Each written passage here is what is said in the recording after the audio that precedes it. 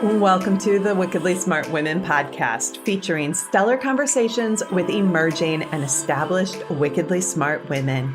Thanks for joining us today as we celebrate women who are committed, care deeply, and have the courage to take action and create conscious change all around the world. Now here's your wickedly smart host, Anjel B. Hartwell.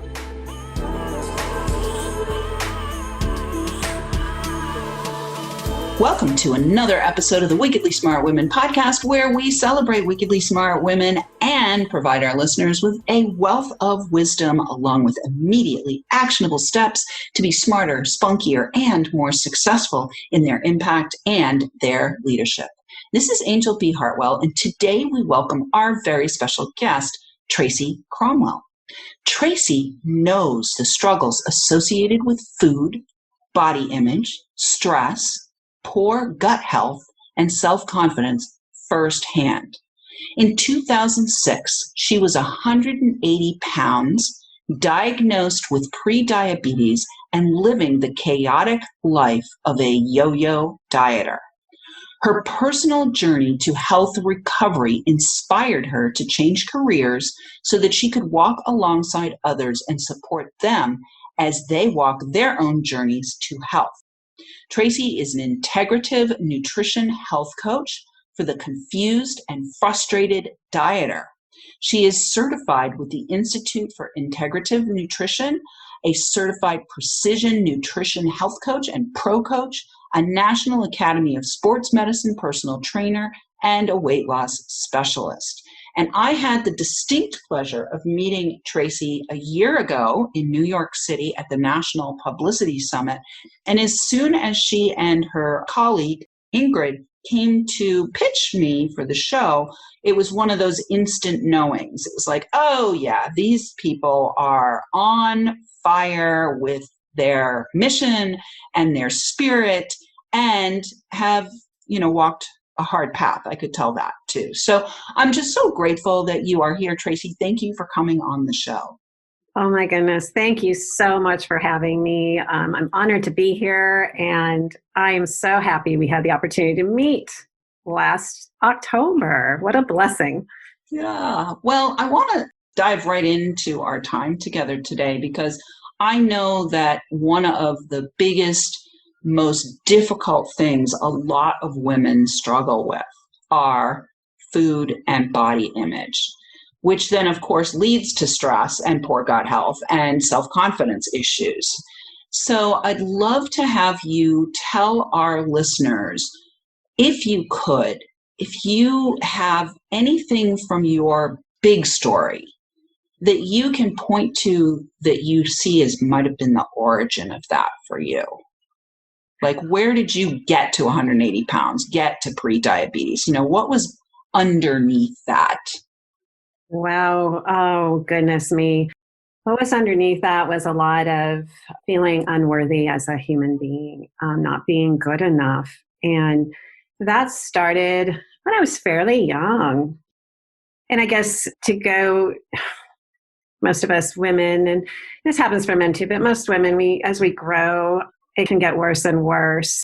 I remember not really thinking much about how I looked or anything till someone said, oh, you should be wearing makeup, or gee, I would see in a magazine someone that didn't look like me, and therefore I was the problem. I had too big of thighs, or I had too big of a chest, or I just wasn't. And then, there were things from my childhood too.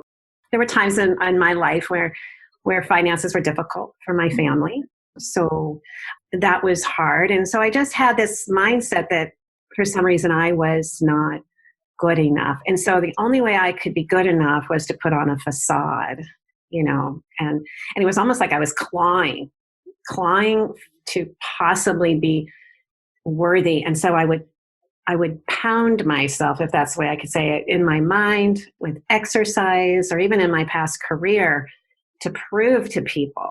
I had to prove to people that I was worthy. But inside, I realized I wasn't even being my real self.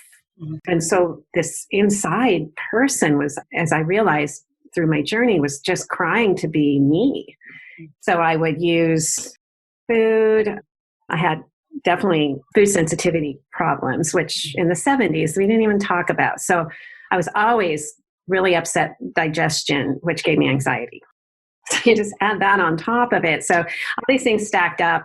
And finally, by the time I was in my late 30s, I was in a corporate job that I just was dying in. And so I chose chocolate and wine pairing, it just was like, and then the next thing I would just cover up everything, and I try to make everything look good, and I try to make myself look big to other people. And then inside, I just still didn't like who I was, and I didn't think I was worthy. So that's how it all happened. It just kind of layered on top of each other. And I was afraid if anyone knew the real Tracy, they wouldn't like me. I hadn't learned yet that until you are who you are, you will never meet your people. I didn't know that then. So I was trying to always please other people. And I was also at the table, I always felt obligation to eat whatever was given, because, that's how people show they care about you, and they give you food. And even if I wasn't hungry, or if it made me feel sick, I still ate it.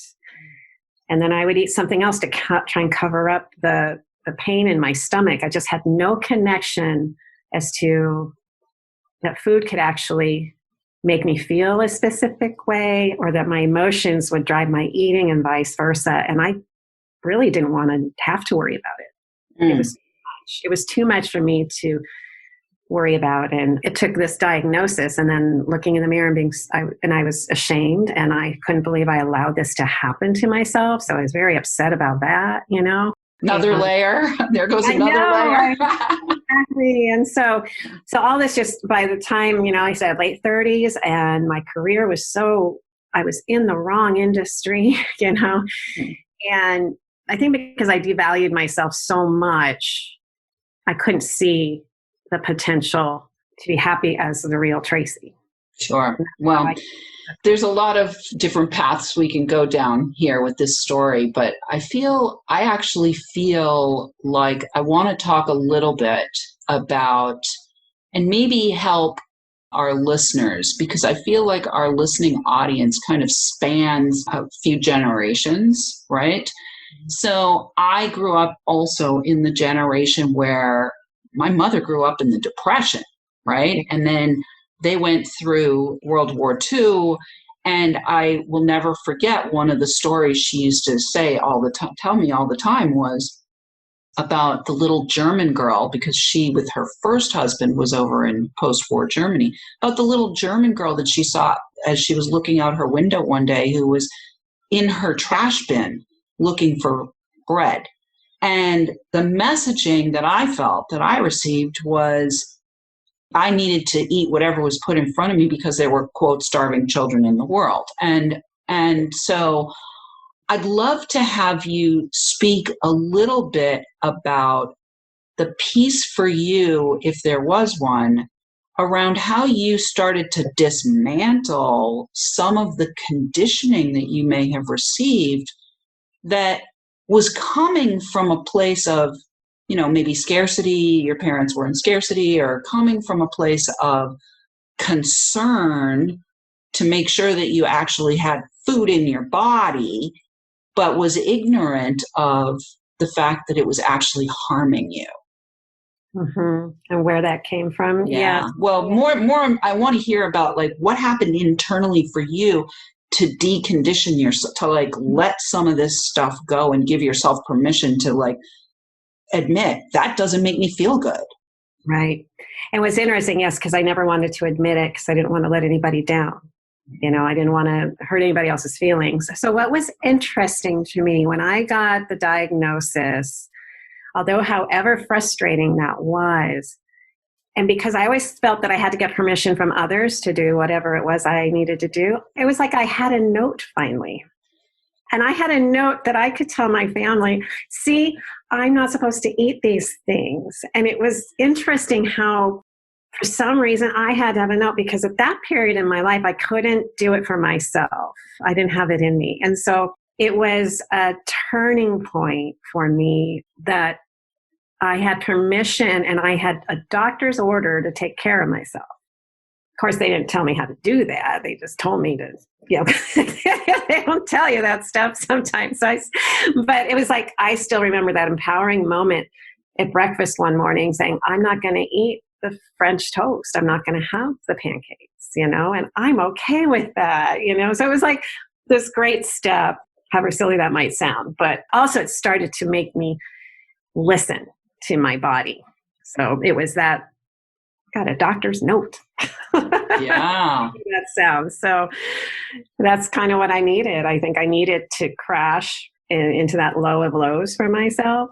And the other thing too was I had lost my job in that recession of the housing crisis. So all of that had combined together, And so finally I felt like I have permission to take care of me. I didn't know what that looked like, but I had this opportunity now to change my stars, to change my life. Mm. Yeah, beautiful. And so what was the first thing that you did once you got your permission slip? And why don't we also just let this be a permission slip? Let this interview be the permission slip for anybody out there who's resonating with what Tracy says. You don't have to have a doctor's note. We're as soul sisters going to give you permission to take care of yourself and to say no to things that don't make you feel good. Yeah? I love that. Absolutely. We do not need a permission slip from anybody else to take care of ourselves. We do not need that. And we are worthy of taking care of ourselves. So my next step was small. I felt lost, uncertain really what to do. Well, really the only thing I was told was to don't eat white bread or white rice anymore. That's what I was told to do. So that was 2006. And so I'm like, okay, I'm not going to eat pasta and all this. And I went into the pantry and I had a big walk-in pantry. And I was like, oh gosh, there's my rice and my pasta, and my bread. And I went through a bit of grief of loss for these items, which was interesting. But I also had some empowerment. And so it was just that one first small step. And what was interesting is I went along this journey with myself and the conflicts in my mind of giving up and why should I have to give up anything? And still hadn't learned the benefits. I hadn't learned this about what was on the other side of these things. I went through this grief actually of loss and still some anger at my body because my body should have been able to just tolerate anything I did to it, and I was angry at it, and it was just baby steps. And when I say the word just, that's a heavy word. So anytime I might say that, just isn't just, but I started with those refined carbohydrates and then I struggled, yo-yo dieted, took me 3 years to get my blood sugars back to normal. And in that time, I started to look for a new career and I had this little voice in my head. I said, Tracy, remember when? I'm like, I'm not going back to school. I'm too old. Well, but remember how you always used to like this? You should go back and be a trainer. And I was like, but I'm overweight and I'm this and that. And no one's going to want to hear me. And anyway, and so this voice started to speak inside of me, and instead of shoving her down and not listening, I was like, maybe I should listen. It took me another 3-4 years to listen to her until finally another little bonk over the head, I feel like happens to you sometimes, a little wake up call. I was like, I'm going to go back to school. And I realized I had such a struggle trying to learn who I was, learn how to live with my life with food and my body, that I thought there's got to be other people like me, and maybe I can help through my journey serve others to walk with them, and beautiful. Not have it be so hard. Nice. Well, we are already at the break. It happens quickly. And when we come back, we're going to dive in a little bit deeper about that time period and that journey and, your intention to help others. But right now, Wickedly Smart Women, we are exercising our asking for help muscle, because if you don't ask for help, you're never going to get it. So if you are enjoying the show and want us to stay on the air, please consider making a donation at www.wickedlysmartwomen.com. We would also like to let you know that we have a Facebook group in Facebook right now that we're building and growing for the listeners. And we have just opened the Wickedly Smart Women store. So we will have in the show notes the link to the store, and I'm going to be uploading a variety of designs for Wickedly Smart Women to acquire, to talk across your chest if you decide you're buying the t-shirt, or on your coffee mug or teacup if you're buying the teacup or the coffee mug, to pronounce yourself as a wickedly smart woman and some of the things that wickedly smart women do, like wickedly smart women take care of themselves. And so we are going to put that in the show notes for you. And we want to say a big thank you to all of our listeners all over the world who are downloading, rating, and reviewing. We are welcoming thousands of downloads. And I want to shout out this week to our listeners in Nepal is on my list, and Uganda. Nepal and Uganda, thank you so much for tuning in. We will be right back with Tracy Cromwell.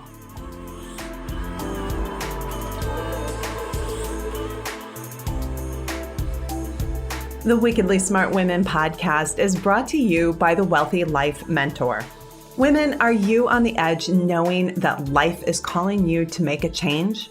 Are you ready to be part of the evolution of what it means to be a wickedly smart woman, creating your wealthy life by design, a life that is an extraordinary work of art? Anjel B. Hartwell, the Wealthy Life Mentor, is hired by women in transition. Women just like you who want to break through to their brilliance, become clear on the value of their wisdom, and embody a beauty-filled, balanced life of shameless self-expression. Discover your wealthy life readiness by taking the quiz at quiz.wealthylifementor.com.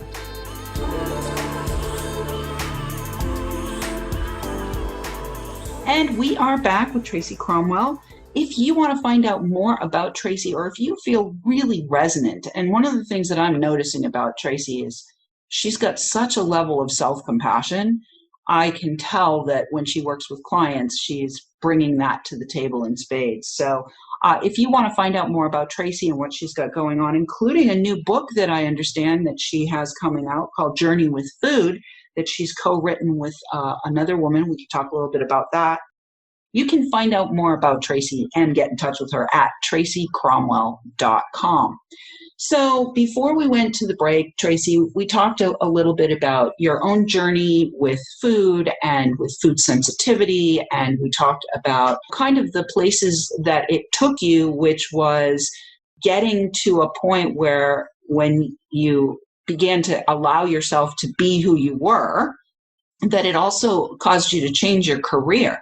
So I'd love to have you talk a little bit about that process of making the decision to do a new thing in your late 30s, early 40s. I had the same process myself, so I'd love to have you talk a little bit about that and what caused you to connect with Ingrid. We can talk a little bit about her and your book, Journey with Food. Absolutely. So just a little bit of my mindset was when I was growing up, I didn't realize how challenging it was to be a woman because I was a kid. I didn't realize the challenges that my mom had to go through.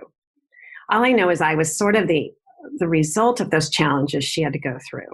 Not able to earn enough money, not able to put food on the table. All of these things, not able to have our own credit card. Just stuff that I just didn't understand at that time.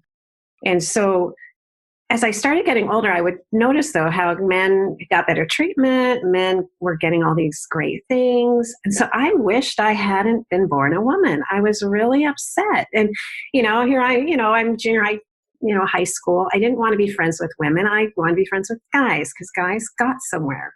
And so what was interesting is that I was like, if they can do it, I can do it. I would just get so mad, So I would push myself and push myself and push myself to act like a man, to hide the intuitiveness of who I was because I was a woman, and so I ended up in construction. I was one of the first purchasing managers in residential construction.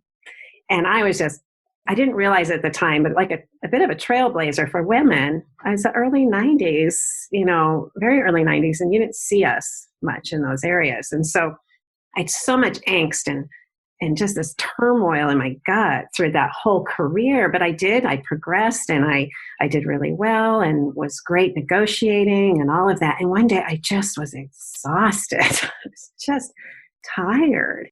And I realized I was in the wrong place. And that's when, I got laid off during the crisis, and I got so depressed because I was the job and how humiliating, right? So I went through that as well. When I realized, as I went back consulting in the industry, I would get that horrible pit in my stomach. And my voice was like, you're in the wrong place. Yeah, you're good at it, but you're not in the right place. So I finally listened to myself, and I said, okay, I need to change where I'm at because I'm going to die here. I know I am. I'm just not flourishing at all. So I listened to that voice, and I looked around. I tried to figure out where I could go back to school. How can I do this the best way for me? And made the brave leap. I think it was 6 years ago. So I sat on this for a long, long time because I didn't trust myself. It was interesting building that to trust myself. So it's fascinating because you and I it's almost like we're mirror sisters, because I had I was in the real estate industry, early 90s, late 80s, early 90s, one of the few women. I was the national chairperson of my trade association, and I got up one morning and I knew that if I walked into that office with my partners at the time, one more day I was going to die. So I've been there, done that. I know we're not alone either. So, and it's just I could spend all day talking to you.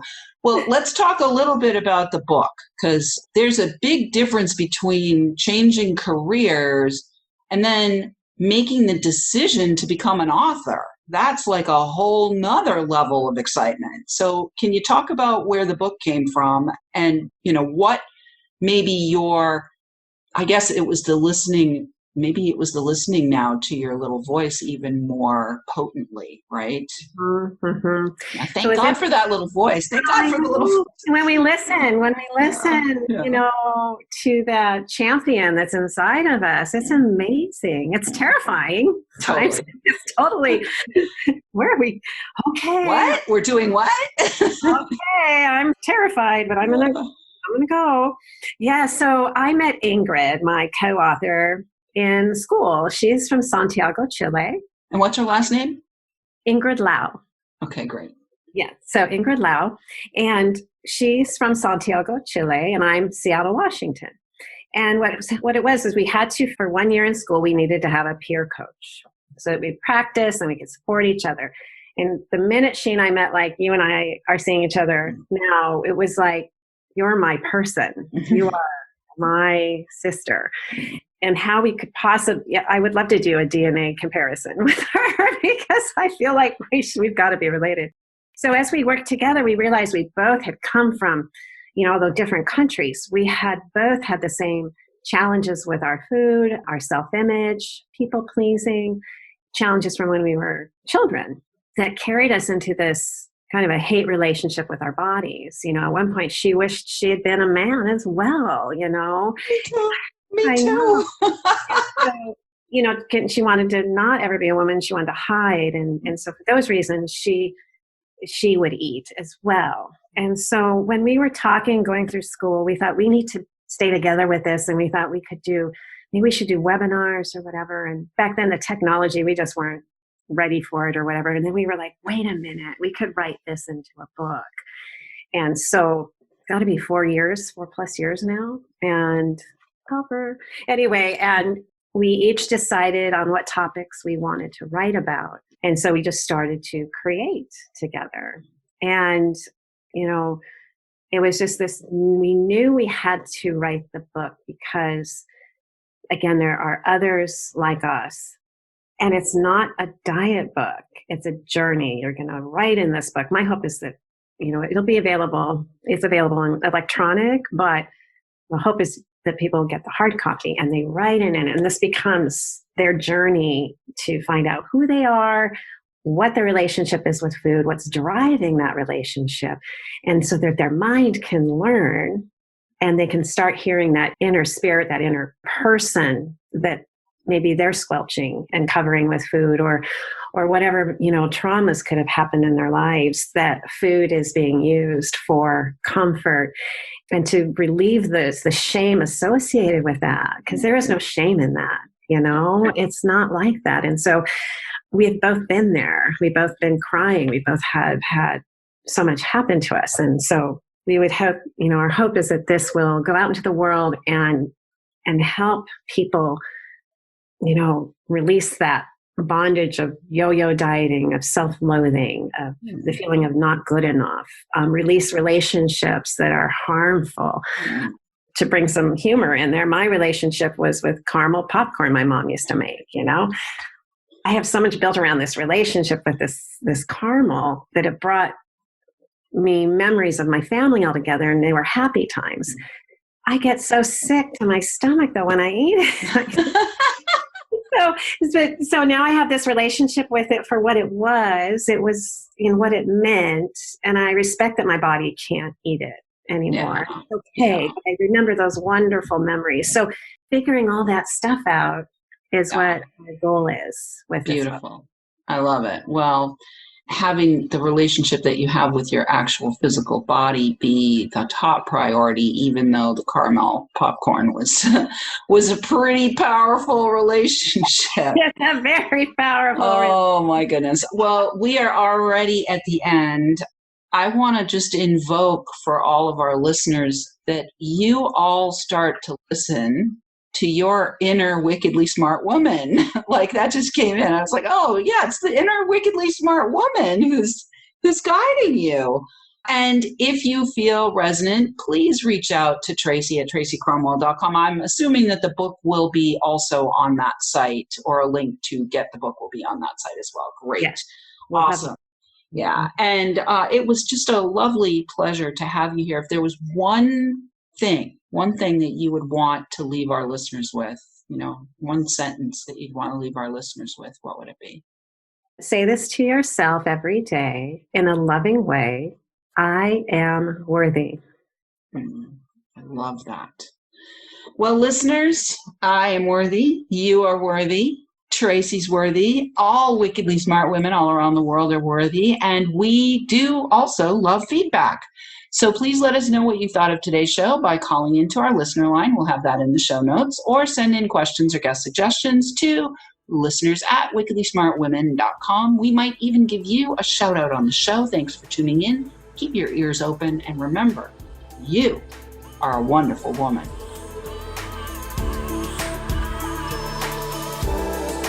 Thanks for tuning in, downloading, and listening. Be sure to rate and review Wickedly Smart Women on Apple Podcasts and share with other women who can benefit from today's episode.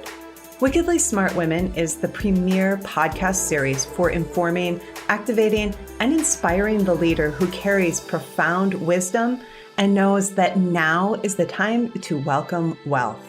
We welcome your feedback and guest suggestions and invite you to subscribe to our mailing list to be notified of each new episode at wickedlysmartwomen.com.